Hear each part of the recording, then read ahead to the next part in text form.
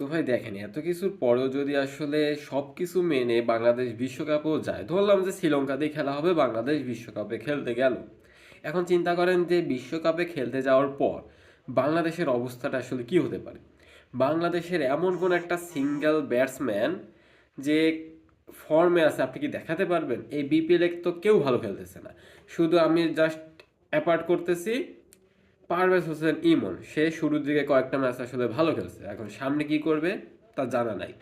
তানজিদ তামিম, সাইফ হাসান, তাহিদ হৃদয়ের একটা দুইটা ফিফটি আছে, তারপরে লিটন দাসের একটা দুইটা ফিফটি আছে, তো এরা আসলে প্রুভেন পারফর্মার। তো তাহিদ হৃদয় আসলে কতটুকু কন্টিনিউ করতে পারে এইটা ভাই জানি না, কিন্তু লিটন হয়তো কন্টিনিউ করতে পারবে।